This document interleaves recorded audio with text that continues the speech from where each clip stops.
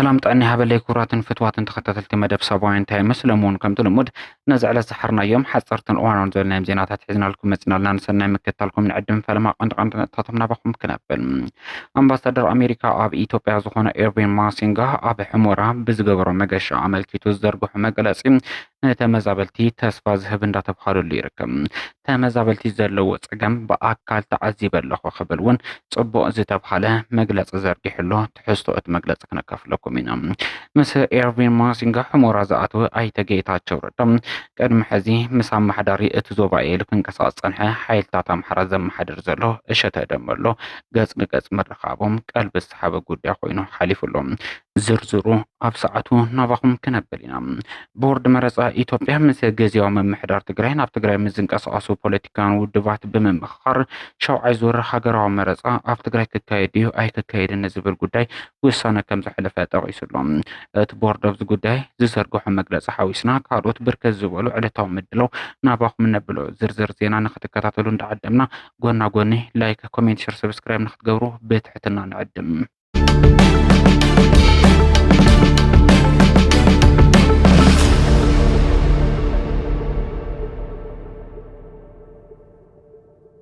ትግራይ ኣብ ከቢድ ጥሜት ወዲቓ እናሃለወት ነዚ ኣብ ግመት ዘእትወ በብቦትኡ ዝግበር ድግሳት ፈጣሪ ዘይፈትዎ ኣንዋር ተግባር ምዃኑ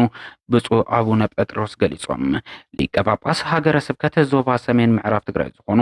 ብፁዕ ኣቡነ ጴጥሮስ መራሕቲ ትግራይ ምስ ህዝቦም ብምፅታኝ በብቦትኡ ዝተበተነ ህዝቢ ናብ መረበቱ ክምለስ ብሕብረት ንኽሰርሑ ኣተሓሳሲቦም ኣለዉ ትግራይ ኣብ ከቢድ ጥሜት ወዲቓ እናሃለወት ነዚ ኣብ ግመት ዘእትወ በብቦትኡ ዝግበር ድግሳት ፈጣሪ ዘይፈትዎ ኣንዋር ተግባር ምዃኑ ዝገለጹ እቶም ሊቀ ጳጳስ ልዕሊ ዓቐን ዝድገሱ ድግሳት ኮኒኖም ኣለዉ ኣብ ትግራይ ብሰንኪ ይረአ ዘሎ ስእነት ሰላምን ካልኦት ተደራረብቲ ፀገማትን መንእሰይ ስደት ከም ኣማራፂ ብምውሳድ ኣደዳ ሞት ይኸውን ከም ዘሎ ድሕሪ መዝኽኻር መንእሰይ ካብ ከምዚ ዓይነት ተግባር ወፂኡ ኣብ ዓዱ ሰሪሑ ንምልዋጥ ዘኽእል ኩነታት ንኽፍጠር መስርሕ ከይዲ ከም ዘድልውን ኣብ ዘሕለፍዎ መልእኽቲ ከም ዝጠቐሱ ትግራይ ቴሌቪዥን ዝዘርጎ ሓበሬታ የመላኽትም ብጀነራል ዓብዱልፈታህ አልቡርሃን ዝምራሕ ሰራዊት ሱዳን ኣብ ኩናት ሕድሕድ ሱዳን ኣብላልነቱ እንዳመስከረ ንቅድሚት ምግስጋሱ ቀፂሉሎም ሓይልታት ፀረ ኣየር ምክልኻል ሱዳን ዝኾኑ ሎማዓንቲ ንሓንቲ استراتيجيكاويت سب ألبو نفاريت RSF ኣብ ልዕሊ ርእሰ ከተማ ሰሜን ካርዶፍ እንትንቀሳቐስ ብመጥቃዕቲ ከም ዝሓምሸሽ ዋይ ዝተገለጸ እታ ኣብ ሰማያት ርእሰ ከተማ ሰሜን ዳርፉር ዝኾነት ኣል ኣባስያ ትንቀሳቐስ ዝነበረት ድሮን ብዝተፈነዋ ዝተደራጀው መጥቃዕቲ ተሓምሽሻ ክትወድቕ ከም ዝተገደለት እዩ ዝተገለጸ ሰራዊት ሱዳን ኣብ ዝወርሒ ዝጥራሕ ብዝፈነው መጥቃዕትታት 4 ምዃነን ዝተነገረለን ስትራቴጂካዊ ድሮናት ሰራዊት ሓይልታት ዳዕመል ሰሪዕ ካብ ጥቅሚ ወፃእ ከም ዝተገበራ ክፍለጥ ተኻኢሉሎም እተን ድሮናት ካብ ሕቡራት ዓረብ ኤምሬትስ ብመልክዕ ድጋፍ ንአርኤስኤፍ ዝተዋሃባ ምዃነን ዝተገለጸ እንትኸውን ሰራዊት ሱዳን ካብ ሰማይ ሓደ ክልተ እንዳበለ እንዳውረደን ቀፂሉ ይርከብ ህዝቢ ሕሙራ ኣብ ከቢድ ስቃይን መከራን ከም ዘለዎ በኣካል ኣረጋጊፀ ክብል ኤምባሲ ኣሜሪካ ኣብ ኢትዮጵያ ሕዚ ቅድሚ ሒደት ደቃይቅ ኣብ ዝዘርግሖ መግለፂ ጠቂሱ እቲ ኤምባሲ ኣብ ዘውፅኦ መግለፂ ህፁፅ ሓገዝ ዝጠልቡ ወገናት በቲ ሓደ ወገን ዝዓነወ መሰረተ ልምዓታት ድማ በቲ ካሊእ ወገን ተዓዚበ ክብል ጠቂሱሎም ብምክንያት ኩናት ዝተመዛበሉ ተጋሩ ንዓመታት ኢድ ሓገዝቲ ኣካላት ይፅበዩ ኣለዉ ዝበለ ኤምባሲ ኣሜሪካ ኣብ ኢትዮጵያ ኩሎም ወገናት ቅድሚ ህዝቢ ክርእዩ ይግባእ ክብል ፃዊዕቱ ኣቅሪቡሎም ኣሜሪካ ንዘላቅ ሰላም ኩሉ ዓይነት ድጋፍ ክትህብያ ዝበለ እቲ መግለፂ ንህፁፅ ተግባራውነቱ ንፅውዕ ክብል እውን ኣብቲ መግለፂ ጠቂሳላ ነበርቲ ዞባ ምዕራብ ትግራይ ብሰንኪ ኩናት ፈቐዱ ተበቲኑን ተመዛቢሉን ዝተረፈ ድማ ኣብ ትሕቲ ወረርቲ ኮይኑ ይሳቀ ከም ዘሎ ዝፍለጥ እዩ ፕሬዝደንት ግዚያዊ ምምሕዳር ትግራይ ጀነራል ታደሰ ወረደ ሎሚ ኣብ ከተማ ሽረ እንዳስላሴ ተረኺቦ ኣብ ዘሕለፎ መልእኽቲ ሕዚ እውን ምምላስ ተመዛበልቲ ወገናትን ምርጋፅ ግዝኣታዊ ሓድነት ትግራይ ቀንዲ ፀገም ኮይኑ ዝቐፀለ ምዃኑ ዝሓበረ ኮይኑ ብወገን መንግስቲ ትግራይ ኩሉ ፀገማት ብሰላማዊ መንገዲ ክውገን ይስራሕ ከም ዘሎ ምጥቃሱ ክፍለጥ ተኻኢሉሎም ተመዛበልቲ ድሕነቶም ተሓልዮ ናብ መረበቶም ክምለሱ ትግራይ ቅድሚ ኩናት ዝነበረ ቁመና ክትሕዝ መንግስቲ እውን ይሰርሕ ከም ዘሎ ወሲኾም ጠቂሶም እዮም ሕዚ እውን እቶም ፀገማት ብሰላማዊ መንገዲ ክፍትሕልዎም ዝብል ጽኑዕ መትከል ግዚያዊ ምምሕዳር ትግራይን ድሌት ህዝቢ ትግራይ ምዃኑ እቲ ጀነራል ኣብ ዝዘርግሖ መግለፂ ምጥቃሱ ክፍለጥ ተኻኢሉሎም ነበር ፕሬዚዳንት ጊዜያዊ ምምሕዳር ትግራይን ኣማኻሪ ቀዳማይ ሚኒስትር ኣብ ጉዳይ ምብራቕ ኣፍሪካ ዝኾኑ ኣይተ ጌታቸው ረዳ ምስ ኣምባሳደር ኣሜሪካ ኣብ ኢትዮጵያ ዝኾኑ ኤርቪን ማሲንጋ ሕሞራ ምእታዎም ተሰሚዑ። መዚ ጉዳይ ተታሒዙ እውን ቤት ጽሕፈት ኮሚኒኬሽን ክልል ኣምሓራ ሎም ዕለት በአማራ ክልል ወልቃይት ጸገዴ ሰቲት ሁመራ በኢትዮጵያ የአሜሪካ አምባሳደር ዝብል ዜና ሰሪሖም ቃፍታ ሁመራ ልክዕ ከምቲ ብተደጋጋሚ ዝገብርዎ ኣካል ክልል ኣምሓራ ገይሮም ብምቕራብ ብቆልዑ ሕገ መንግስታዊ ጥሕሰት ዝተማልኦ ንውዕሊ ፕሪቶርያ ዝጻባ ተንኮያ ዜና ሒዞም ከም ዝወፁ ተገሊጹሎም ብምዃኑ ድማ ቃፍታ ሁመራ ብሕጊ ኮነ ብታሪክ ኣካል ግዝኣት ትግራይ ንኻልኦት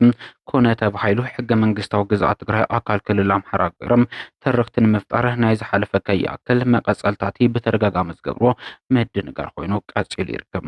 እዚ ሓላፍነት ዝጎደሎ ተግባር ሕገ መንግስቲ ዝጥሕስን ንውዕሊ ፕሪቶርያ እውን ብቐጥታ ዝጻባ ተቐባልነት ዘይብሉ ስለ ዝኾነ ብህፁፅ ክእረም እውን ጻውዒት ቀሪቡሎም ቤት ጽሕፈት ኮሚኒኬሽን ክልል ኣምሓራ በተደጋጋሚ ካብ ዘቕረቦም ሓላፍነት ዝጎደሎም ናይ ክልቲኡ ክልላት ህዝቢ ንዘመናት ሓቢርካ ናይ መንባር ስኒት ዝሽርሽር ብቐጥታ ንኻሊእ ጎንፂ ዝዕድም ተንኮያይ ስራሕ ብህፁፅ ክእርም ኣብ ልዕሊ ነቲ ዜና ዘዳልዎ ነዚ መደቡን ዘመቻቸው አካላት ስጉምቲ ክወስድ እናሓበርና መንግስት ፌደራል እውን ኣብ ልዕሊ ከምዚ ዓይነት ሕገ መንግስታዊ ጥሕሰት ዝፍጽሙ አካላት ሕጋዊ ስጉምቲ ክወስድ ጻውዒት እንዳቀረበ ይርከብ። እዚ ከምዚ ኢሉ እንዳሃለወ ነበር ፕሬዚዳንት ጊዜያዊ ምምሕዳር ትግራይን ኣማኻሪ ቀዳማይ ሚኒስትር ኢትዮጵያ ኣብ ጉዳይ ምዕራብ ኣፍሪካ ዝኾነ ኣይተ ጌታቸው ረዳ ሎሚ ናብ ከተማ ሁመራ ዘካየዶም መገሻ ቀልቢ ዝሰሓበ ጉዳይ ኮይኑሎም ሓደ እዋን ኣይተ ጌታቸው ረዳ ቅድሚ ሕዚ ዝገበሮ መገሻ ኣመልኪቱ ንዞባ ምዕራብ ትግራይ የመሓድሩ ምስ ዘለዉ ኣካላት ተዘራሪብና ኣብቲ ዞባ ዘሎ ምሕደራ ክፈርስን ስርዓት ጸጥታ ሓይልታት ኣምሓራ እውን ካብቲ ከባቢ ክለቀቕ ተሰማሚዕና ክብል ንዝሃቦ ርእቶትን ተርእሱም ኣብዚ ሕዚ እዋን ነቲ ዞባ የመሓድሩ ካብ ዘለዉ ውልቀ ሰባት እቲ ሓደ ዝኾነ እሸተ ደመለው ንኣይተ ጌታቸው ረዳ ቀጣፊ ክብል ምላሽ ምሃቡ ዝዝከር እንትኸውን ሎማዓንቲ ግን እሸተ ደመለው ጋሻ ተቐባሊ ኣይተ ጌታቸው ረዳ ድማ ጋሻ ብምዃን ኣብ መዕርፎ ነፈርቲ ሰቲት ሁመራ ኢድ ንኢድ ተጨባቢጦም እንትቀባበሉ ተራእዮም። ኣብ ትግራይ መረፃ ከም ዝካየድ ቦርድ መረፃ ኢትዮጵያ ዕላው ገይሩ ንጠቕላላ መካየድ መረፃ ድማ 10 ቢልዮን ብር በጀት ከም ዝተመደበ ክፍለጥ ተኻኢሉ ብሄራዊ ቦርድ መረፃ ኢትዮጵያ ኣብ ትግራይ ሻውዓይ ጠቕላላ መረፃ ከም ዝካየድ ጠቕላላ ኣብ መላእ ሃገር ዝግበር መረፃ ንምፍጻም ዘኽእል በጀት ድማ 10 ቢልዮን ብር ከም ዝተበጀተ ተጠቒሱሉ እቲ ቦርድ ግንቦት 24 2018 ዓ.ም ብኣቆጻጽራ ግዝ ንዘካየደ ሻውዓይ ዙር ሃገራዊ መረፃ ዘድሊ ናይ ቀድመ ድልውነት ስራሕቲ ከም ዝተዛዘመ እውን ዕላው ገይሩሎም ኣብቲ ምስ ኣባላት ባይቶ ተወከልቲ ህዝቢ ዝተገበረ ናይ ምይይጥ መድረኽ ኣብ ክልል ትግራይ መረፃ ክካየድ ዝብል ሕቶ ዝቐረበ እንትኸውን ነቲ ዝቐረበ ሕቶ ምላሽ ዝሃበ ኣይተ ተስፋይ ንዋይ ኣብ ትግራይ መረፃ ክካየድ ክብል ምላሽ ከም ዝሃበ ክፍለጥ ተኻኢሉ ቦርድ መረፃ ኢትዮጵያ እዚ መረፃ ኣብ ትግራይ ንምክያድ ምስ ጊዜያዊ ምምሕዳር ትግራይ ኣብ ትግራይ ምዝንቀሳቐሱ ካልኦት ተቃወምቲ ፖለቲካውን ውድባት ክዝትም ጽሑውን ኣዘኻኺሩሎም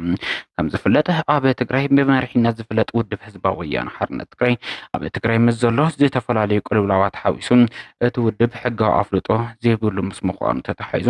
በዞም ክልተ ምኽንያታት ኣብ ትግራይ መረፃ ኣይክካየዱን ዝብል ትርር ዝበለ ቅዋም ዝሓዘ እንትኸውን ውሕዳት ዘይበሃሉ ተቃወምቲ ፖለቲካን ውድባት ትግራይ ድማ ግዝኣታዊ ሓድነት ትግራይ እንከይተረጋገፀ ዝተመዛበሉን ዝተሰደዱን ወገናት እውን ናብ መረበቶም እንከይተመለሱ ዝካየድ መረፃ ሙሉእነት ዘይብሉ ልዕሊ 40 ሚእታዊ ዝኸውን መሬት ትግራይ ተወሪሩ ኣብ ዝርከበሉ እዋን ዝግበር መረፃ ፈፂሙ ተቐባልነት የብሉን ዝብል ቁመና መሓዞም ዝፍለጥ እዩ። በተቃራኒ ግን ቦርድ መረፃ ኢትዮጵያ መሰየናይ ፖለቲካዊ ውድብን መሰየናይ መሪሕነት ጊዜያዊ ምምሕዳር ትግራይ ከም ዝተመኻኸረ ንጹር ኣብ ዘይገበረሉ ምላሽ ምስ ጊዜያዊ ምምሕዳር ትግራይን ምስ ተቃወምቲ ፖለቲካን ውድባት መኺረ ብምባል ኣብ ትግራይ መረፃ ንምክያድ ዘኽእል ሙሉእ ምድላው ከም ዝኣዘመ ክጠቅስ ተራእዩሎም።